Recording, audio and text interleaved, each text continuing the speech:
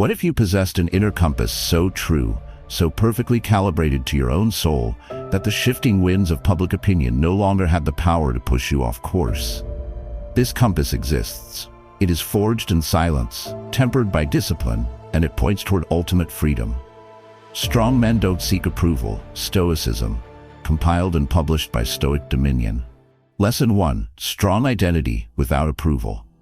Imagine a master sculptor standing before a magnificent, uncarved block of marble. His vision is clear, his hands are steady, and his purpose is absolute. He intends to reveal the heroic form that he knows sleeps within the stone. His validation comes not from the imagined applause of a future crowd, but from the integrity of each strike of the chisel, from the faithful execution of his inner vision. Now imagine a different sculptor, one with no inner vision.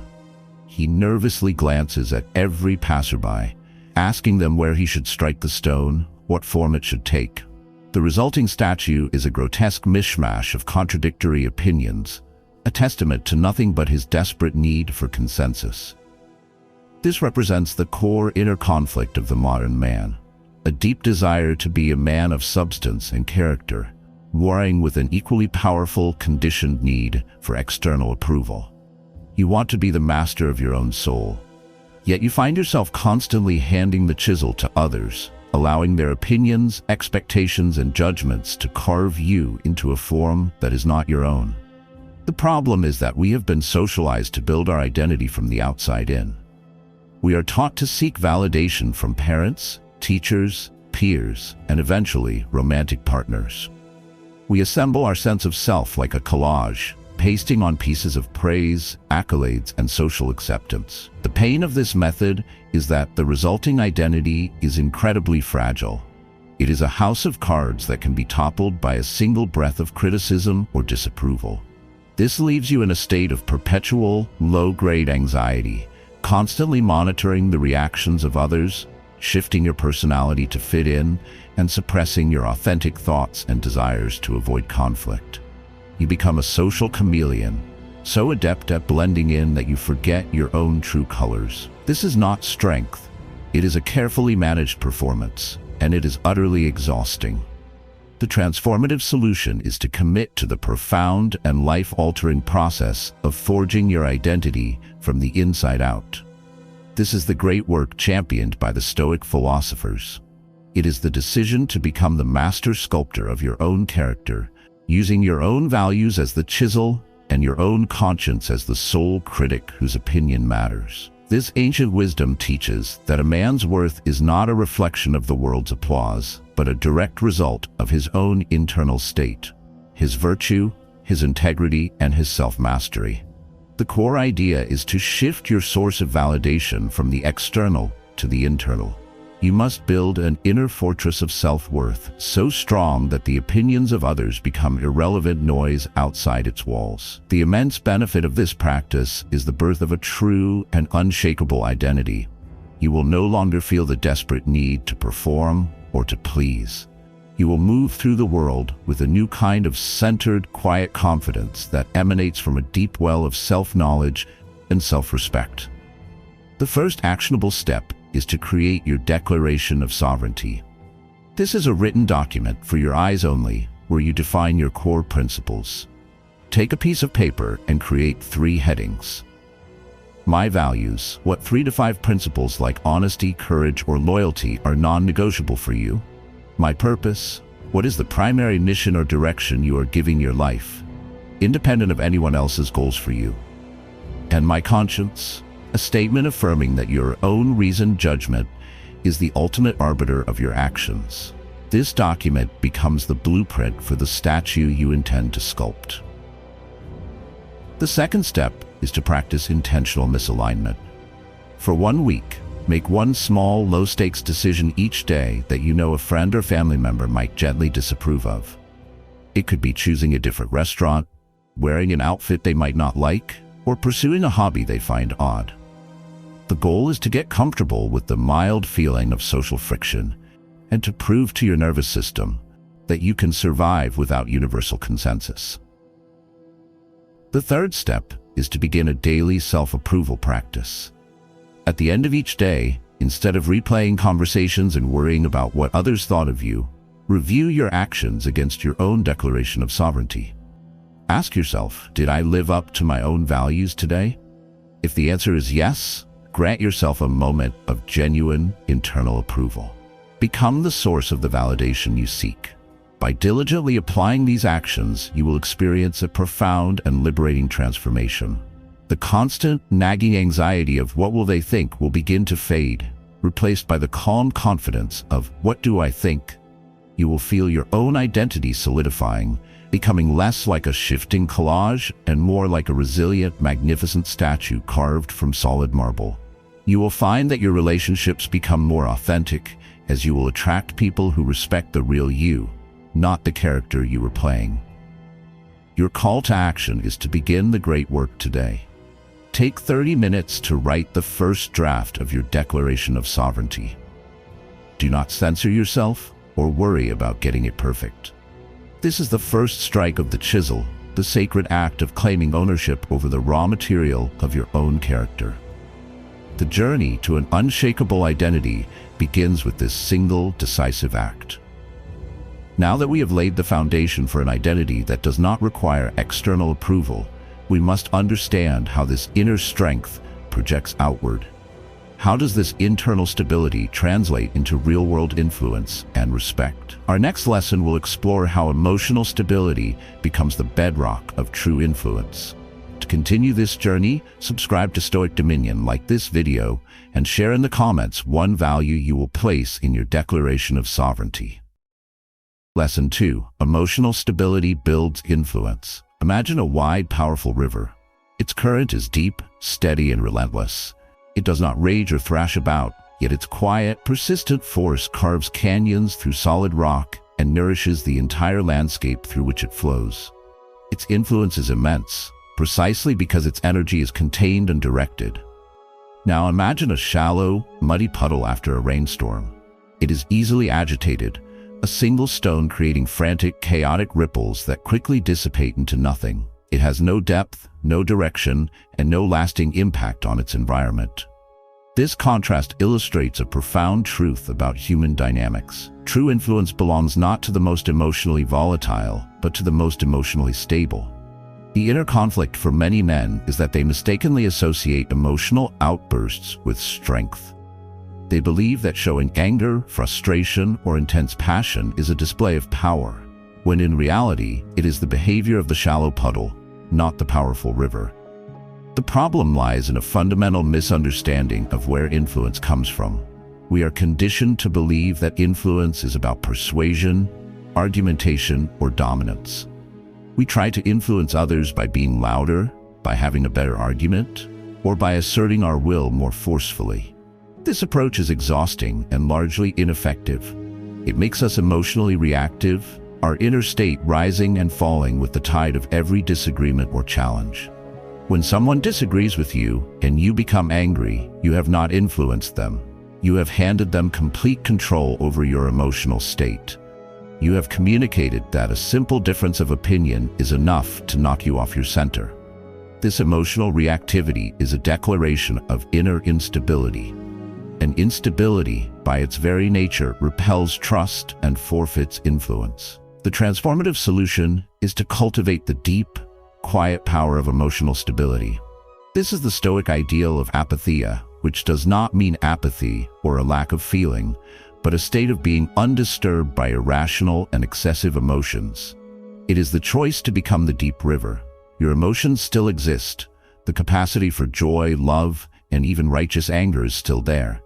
But they are the deep, powerful currents, not the chaotic ripples on the surface. You contain your energy, and therefore you control it.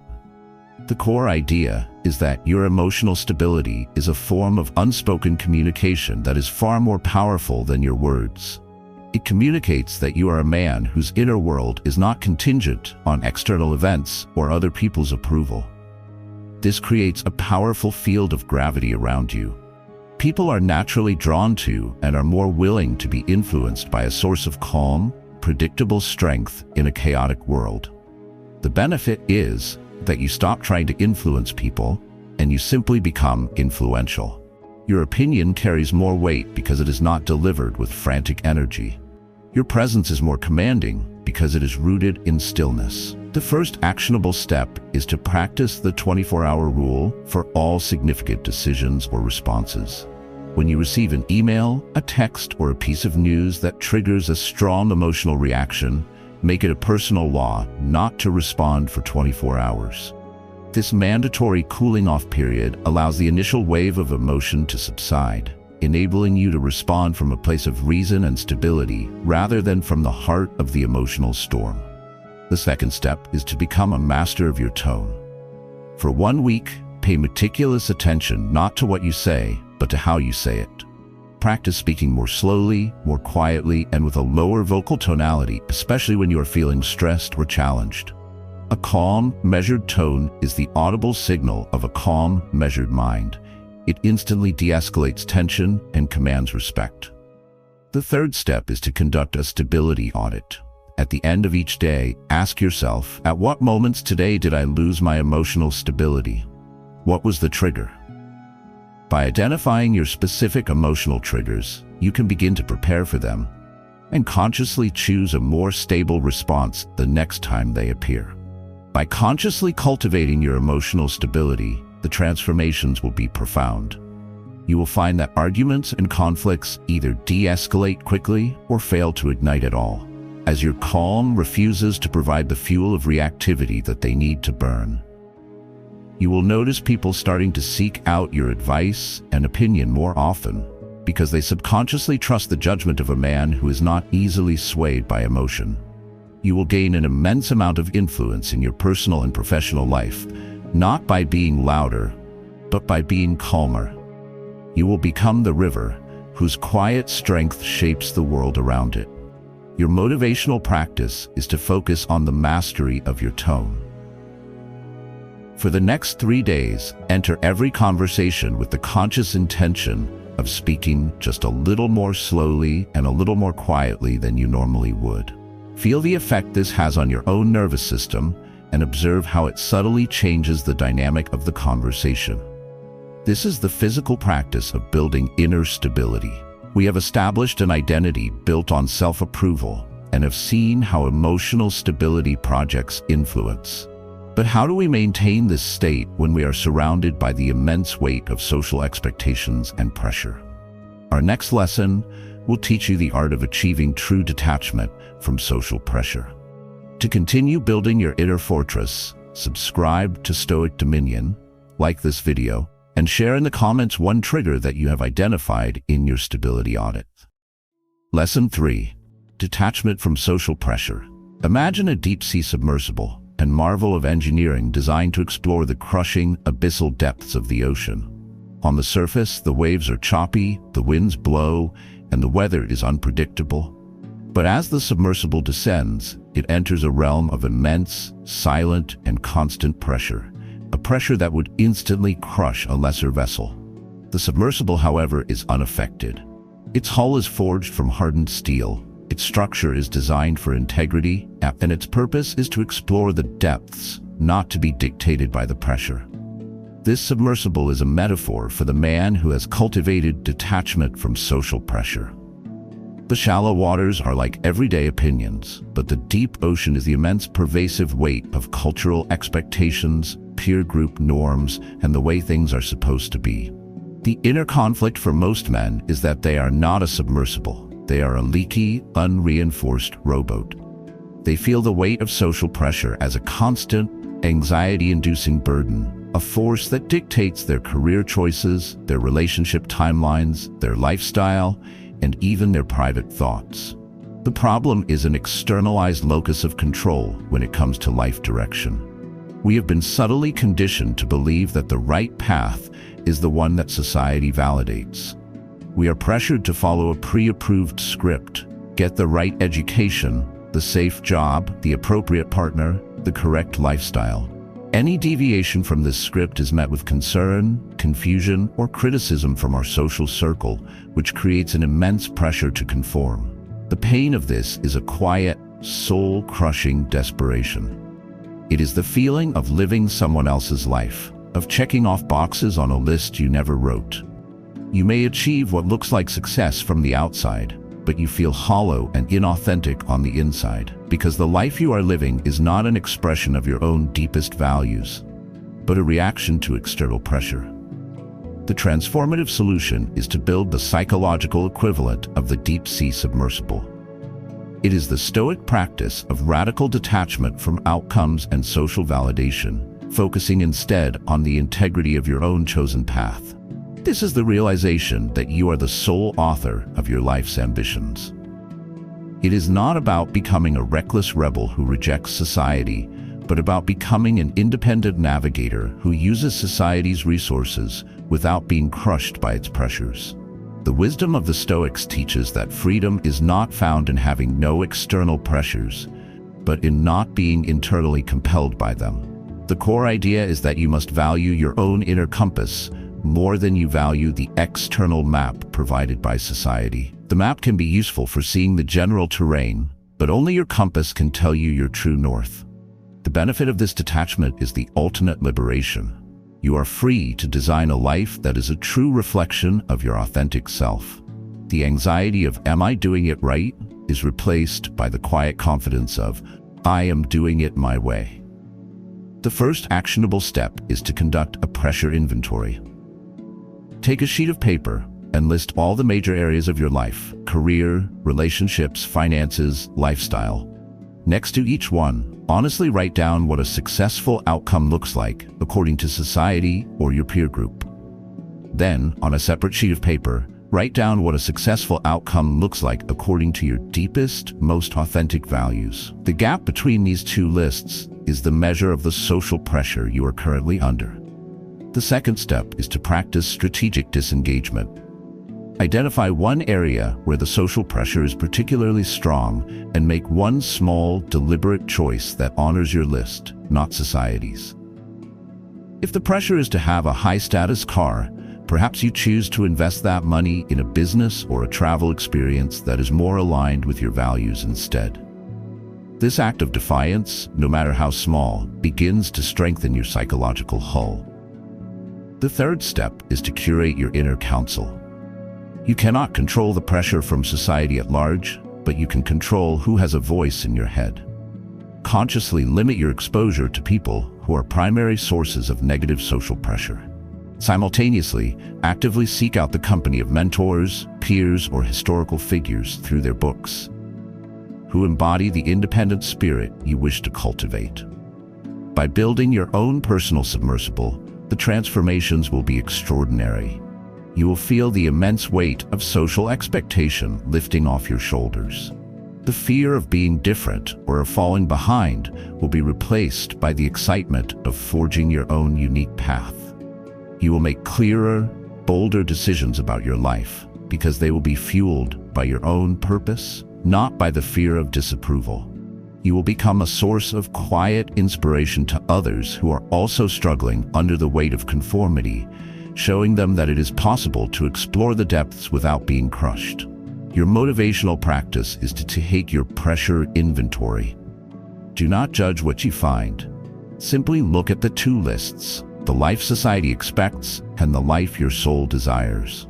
Your task for this week is to choose one single, small action from your authentic list and take the first step towards it.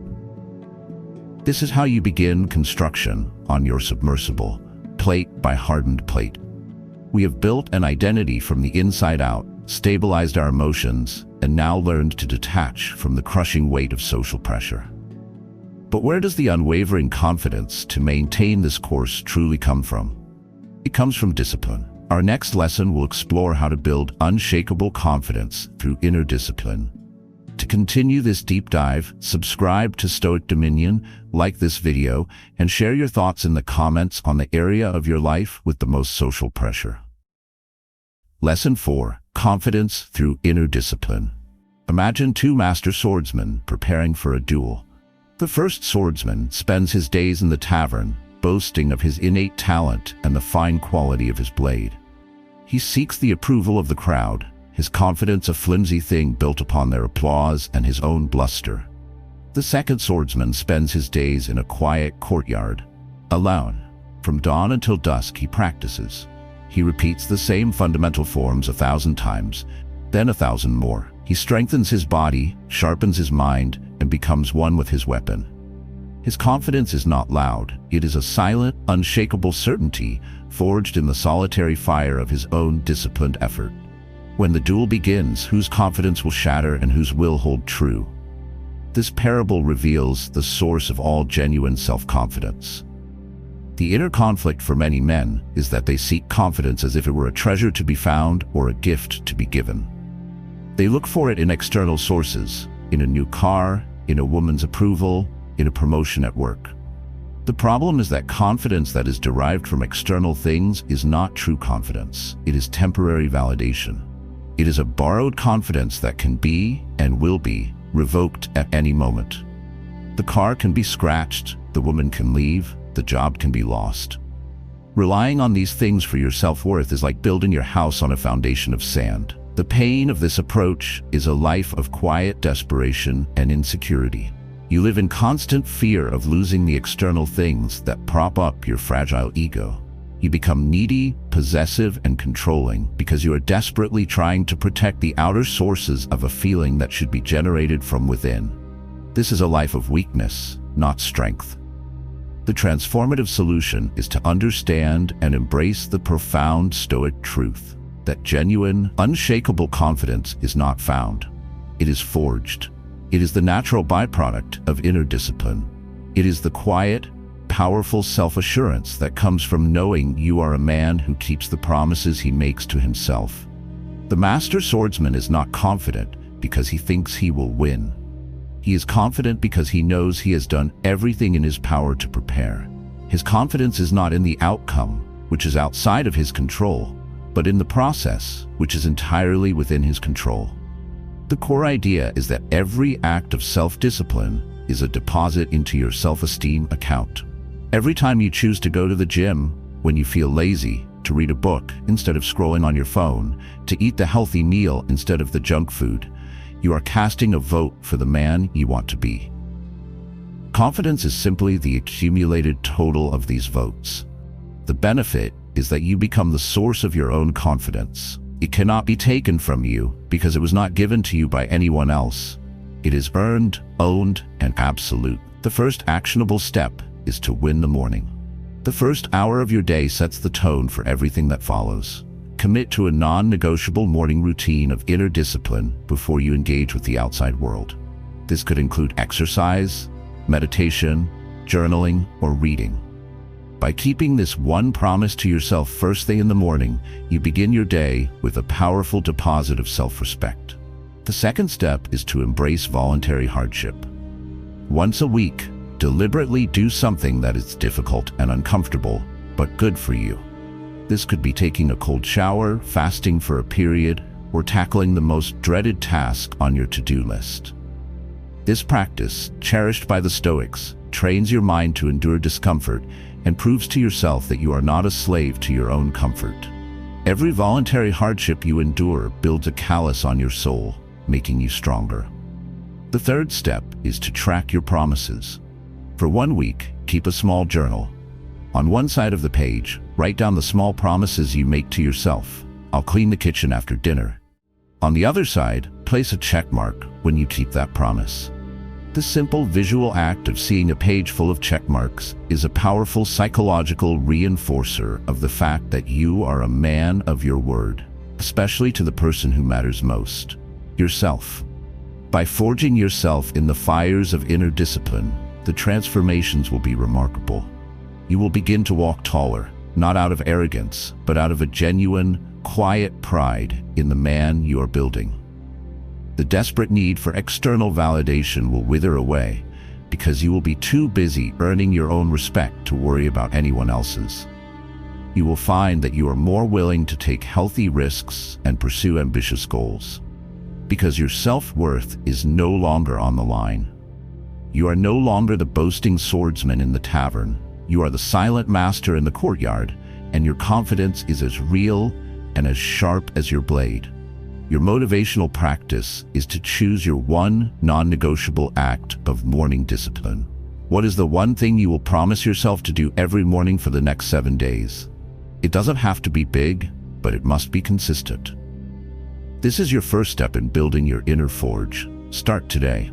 We have built an identity, stabilized our emotions, detached from pressure, and now forged a new confidence through discipline. This new man carries himself differently. He possesses a silent strength. But how does this quiet power translate into the respect of others? Our next lesson will reveal how silent strength naturally gains respect.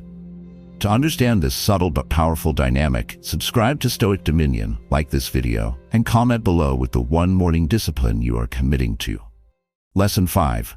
Silent strength gains respect. Imagine the force of gravity. It is completely silent, utterly invisible, and entirely effortless. It does not announce its presence, it does not boast of its power, and it does not demand that you obey its laws. It simply is. And yet, its silent, persistent strength holds the entire solar system in a state of perfect, harmonious order. It commands the tides, it holds the planets in their orbits, and it keeps your feet firmly planted on the ground. Its power is absolute, and its authority is unquestioned, precisely because it does not need to proclaim itself. This is the nature of silent strength. It is the model for the man who has cultivated a deep, internal power that requires no external validation. The inner conflict for many men is the belief that to be respected, they must be loud.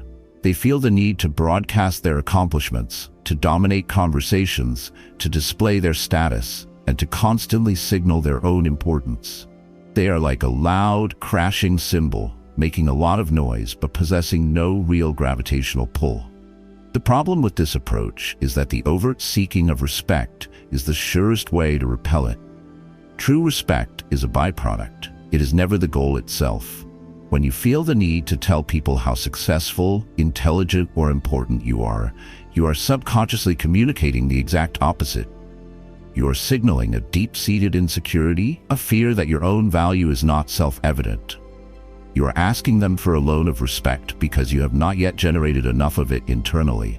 People, both men and women, have an intuitive radar for this kind of insecurity, and it causes them to instinctively pull away. Loud, performative displays of strength are almost always a compensation for a perceived inner weakness. The transformative solution is to embrace the immense power of silent strength. It is the Stoic understanding that a man's character is demonstrated through his actions, not his words, through his composure, not his volume. It is the choice to become like the force of gravity, a quiet, centered, and powerful presence whose strength is felt by everyone in the room without him having to say a single word. The core idea is that respect is a response to demonstrated value, and one of the highest forms of demonstrated value is self-containment. A man who is comfortable in silence, who does not feel the need to fill every conversational gap, who listens more than he speaks, and who carries himself with a relaxed, unassuming confidence, is a man who is deeply secure in his own worth. This security is the source of his gravitational pull. The benefit is that you will stop chasing respect and find that it is freely given to you. People will lean in to hear what you have to say on the rare occasions that you choose to speak. Your presence alone will command a level of attention that no boastful man can ever achieve. The first actionable step is to practice the art of speaking less and with purpose. For 1 week, enter conversations with the intention of speaking 30% less than you normally would. Your goal is to become an excellent listener. When you do speak, ensure that your words are intentional and add real value to the conversation. Eliminate filler words and rambling anecdotes. Make every word count. The second step is to master contained body language. Silent strength is communicated non-verbally. Practice sitting and standing with a straight but relaxed posture. Avoid fidgeting, nervous gestures, and rapid, jerky movements. Move with a deliberate, unhurried economy of motion, like a man who is completely comfortable in his own skin and in his own space. The third step is the accomplishment fast. For 1 month, make a conscious rule that you will not volunteer any information about your own successes, accomplishments, or high status unless you are directly asked. Let your actions and your presence speak for themselves. This practice will starve the part of your ego that craves validation and will build the part of your character that is self-sufficient. By cultivating your silent strength, the transformations will be palpable. You will notice a distinct shift in how people interact with you. Interruptions will decrease. People will listen more intently when you speak. You will be perceived as more thoughtful, more mysterious, and more powerful. You will develop a quiet, magnetic charisma that is far more potent than any loud, extroverted performance. You will be trading the fleeting noise of the symbol for the eternal, silent power of gravity. Your motivational practice for this lesson is to focus on your body language. For the next 24 hours, your single mission is to move with a deliberate, calm, and unhurried grace. Walk a little slower. Sit a little more calmly. Avoid fidgeting. Inhabit your body as a king inhabits his castle, with quiet, confident ownership. We are now building a man who does not seek approval, who is emotionally stable, who is detached from pressure, who is disciplined, and who is silently strong. But what happens when this man faces the inevitable sting of direct criticism? How does he handle it? Our next lesson will explore the art of building resilience in the face of criticism. To forge this final piece of your armor, subscribe to Stoic Dominion, like this video, and share your thoughts on the power of silence in the comments. Lesson 6. Resilience in face of criticism. Imagine you are a master alchemist in your laboratory. On your workbench, you have a vial of potent, dark liquid, a poison. To the ignorant, this poison is a threat, a substance to be feared and avoided at all costs. But you, the alchemist, see it differently. You understand that within this poison lies a hidden, powerful medicine. With your knowledge and skill, you can break down this poison, neutralize its harmful properties, and transmute it into a tonic that will make you stronger, wiser, and more resilient. In this metaphor, criticism is the poison. For most men, criticism is a deeply painful experience. It feels like a personal attack, a judgment on their core worth, and their instinctive reaction is to become defensive, to deny the criticism, to attack the messenger, or to crumble in a heap of self-doubt. This is the inner conflict. The desire to be strong and confident, clashing with the immense emotional pain that criticism can inflict. The problem lies in our ego's inability to separate our identity from our actions or our ideas. When someone criticizes something we have done, we hear it as "you are bad." When someone finds a flaw in our idea, we hear it as "you're stupid." Our ego, a fragile and insecure entity, immediately goes into self-preservation mode. The pain we feel is the pain of a perceived threat to our very survival. This makes learning and growth impossible. If every piece of critical feedback is perceived as a mortal threat, our only option is to build a defensive wall around ourselves. A wall that not only keeps the criticism out, but also locks us into a state of permanent stagnation. The transformative solution is to become the wise alchemist. It is the Stoic practice of viewing criticism not as a personal attack, but as potentially valuable data. It is the ability to detach your ego from the feedback and to analyze it with cold, dispassionate objectivity. The alchemist does not get angry at the poison. He respects its power and seeks to understand its composition. The core idea, as championed by emperors like Marcus Aurelius, is that another person's criticism is ultimately just their opinion, an external event that has no power to harm you. The only thing that has power is your own response to it. You have the choice to react with a wounded ego, or to respond with a curious mind. The immense benefit of this alchemical approach is that it transforms one of life's most painful experiences into one of its most powerful engines for growth.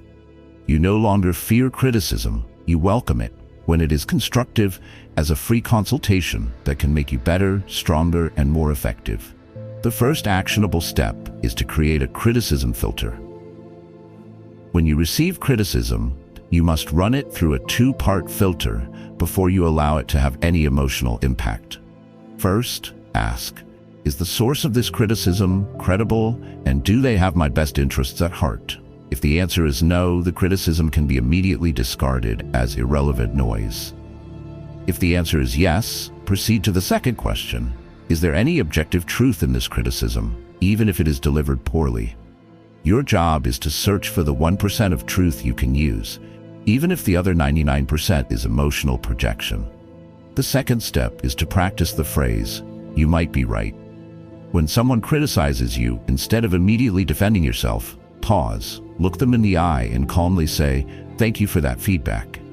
You might be right. I'll need to think about that."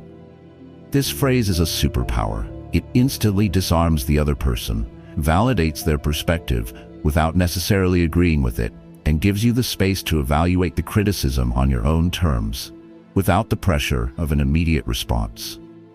The third step is to actively seek constructive criticism from people you trust. Go to a mentor or a respected peer and say, "I am trying to improve in X area. I would be grateful for your honest and direct feedback on where you see my blind spots." This proactive seeking of criticism reframes it from something to be feared into a tool that you are actively using for your own development. By becoming an alchemist of criticism, the transformation will be profound. The fear that has held you back from taking risks and putting your work out into the world will dissolve. You will develop a reputation as a mature, confident, and humble man who is more committed to his own growth than to the protection of his own ego. You will learn and improve at a rate that is 10 times faster than the man who is crippled by the fear of negative feedback. You will have turned life's most common poison into your own personal source of power. Your motivational practice is to reflect on the last piece of criticism you received that truly stung you. Now run it through the criticism filter. Was the source credible? And if you are being brutally honest with yourself, was there even a tiny kernel of truth in it that you could use to improve? Your task is not to feel bad, but to practice the dispassionate analysis of the alchemist. We have now forged a man who can stand strong in the face of both the subtle test and the direct criticism. He is internally validated and resilient. What then is the ultimate goal of all this work? It is freedom. Our final lesson will explore how the mastery of all these principles leads to a profound and unshakable Stoic freedom. To complete this final, most important leg of the journey, subscribe to Stoic Dominion, like this video, and share in the comments a time when you successfully learned from criticism. Lesson 7. Stoic mastery leads to freedom. Imagine a master mariner, a captain who has spent a lifetime on the open sea. He does not fear the ocean. He does not wish for the ocean to be calm or for the winds to always be favorable. He has no such illusions. Instead, he has achieved a deeper kind of freedom. Through decades of disciplined practice, he has mastered himself and his craft. He understands the currents, he can read the sky, he knows his ship inside and out, and most importantly, he has mastered his own fear. His freedom, therefore, is not a freedom from the sea, which is an impossibility. It is the freedom to sail skillfully and confidently on any sea, in any weather. He can navigate the storm, he can harness the wind, and he can find his way to any port he chooses. Not because the ocean bends to his will, but because he has bent his own soul to the unwavering principles of his craft. This is the ultimate expression of Stoic freedom. The final inner conflict for the man on this path is the lingering feeling that freedom means a life without problems, without challenges, and without pain. He may strive for a state of perpetual calm and control, and become frustrated when the inevitable storms of life appear. The problem is a misunderstanding of the nature of true freedom. We have been taught that freedom is an external condition. It is having enough money to do whatever we want, having no boss to answer to, or having a life free from hardship. While these things can be pleasant, they are not freedom. They are merely favorable weather conditions. As long as our sense of inner peace and well-being is dependent on these external conditions remaining favorable, we are not free. We are, in fact, incredibly fragile, living in constant fear that the weather will change, that the economy will turn, that our health will fail, or that a relationship will end. This is not freedom. It is a gilded cage, where the bars are forged from our own attachment to things outside of our control. The transformative solution is to embrace the profound and liberating Stoic definition of freedom. Freedom is not about controlling the world around you. It is about achieving absolute mastery over the world within you. It is the realization that the only true enslavement is enslavement to our own irrational fears, our unchecked desires, and our unexamined opinions. The man who has mastered his own inner world is the only man who is truly free, because he carries the source of his peace, his purpose, and his confidence within himself. He is the master mariner. He can lose his fortune, his reputation, and his relationships, and while he would feel the pain of that loss, his core self, his inner citadel, would remain untouched. He would know that he possesses the skill, the resilience, and the inner strength to set sail again and navigate his way through this new, challenging sea. The core idea is that the fruit of all your disciplined practice, your self-knowledge, your emotional stability, your detachment, your resilience, is this ultimate state of freedom. The benefit is not a life without storms, but the development of an unshakable inner peace that can endure any storm. It is the quiet, powerful knowledge that you are sufficient unto yourself. The first actionable step is the practice of negative visualization, a core Stoic exercise. Once a week, take a few minutes to calmly and rationally contemplate the loss of the things you value most: your job, your possessions, your relationships. The goal is not to create anxiety, but to do the opposite. By mentally rehearsing the worst-case scenarios, you do two things. You increase your gratitude for what you have right now, and you prove to your mind that even if the worst were to happen, you would find a way to endure. You would survive. The second step is to actively practice the dichotomy of control in your daily life. For every situation you face, consciously ask yourself, what aspects of this situation are directly within my control, my thoughts, my actions, and what aspects are outside of my control, the outcomes, other people's reactions. Then make a deliberate vow to focus 100% of your energy on what you can control, and to accept the rest with grace and equanimity. The third step is to regularly review your principles. Your Declaration of Sovereignty is a living document. Read it at least once a week. Remind yourself of your values, your purpose, your boundaries. This constant reinforcement keeps your inner compass calibrated and ensures that you are always navigating by your own true north, not by the shifting winds of the world. By embracing this path of Stoic mastery, the ultimate transformation occurs. You will find yourself living with a profound sense of lightness and peace, even when faced with difficult circumstances. The desperate, grasping need for things to be a certain way will be replaced by a calm, confident adaptability. You will be free from the prison of if only I had more money, if only she would change. You will find your power and your peace in the here and now, in the excellence of your own actions. You will have achieved the freedom of the master mariner, the man who can sail any sea and find his way home, because his true home is within himself. Your final call to action is to take one small step toward this ultimate freedom today. Identify one thing that is causing you anxiety right now. Apply the dichotomy of control to it. Write down the one or two things that are actually in your control regarding that situation, and then write down all the elements that are not. Now, make the conscious choice to let go of what you cannot control and take one small, virtuous action on what you can. This is the practice of freedom. This concludes the 7 lessons on the path to becoming a man who does not seek approval, but who builds his worth from within. It is a challenging journey, but it is the only journey that leads to true strength, true confidence, and true freedom. Thank you for your time and your commitment. If this wisdom has provided value to you, support the channel by liking this video, subscribing to Stoic Dominion, and sharing your thoughts in the comments below. Stay strong on the path.